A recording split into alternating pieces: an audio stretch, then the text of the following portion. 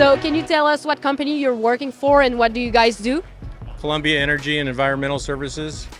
We build a lot of decontamination removal equipment for Hanford Reservation, Savannah River, and a lot of work for the national labs throughout the country. All right, and what is your current experience with robotics at your company, even before you got the system, if you have one?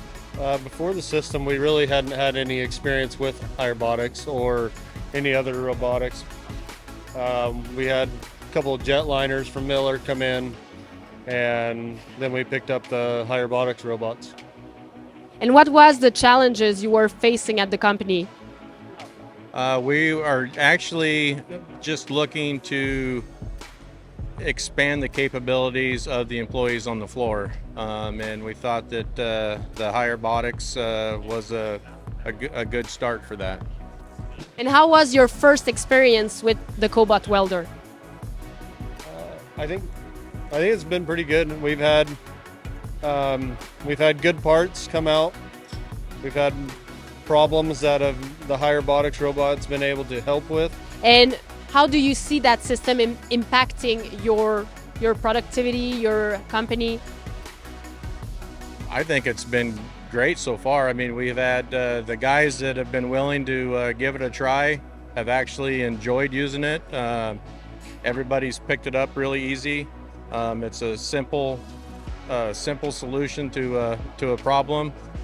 Jordan, our CWI, also helps with the weld engineering. Was able to look at all of our weld procedures and figure out that using the robot just worked well with all the procedures that we have. So it's been great. And what do you like about the Cobot welder? Mostly the repeatability. Yeah, when everything's uniform, it makes the whole process a lot easier from start to finish. And did you have any challenge with part presentation, fixturing? How did you go around that?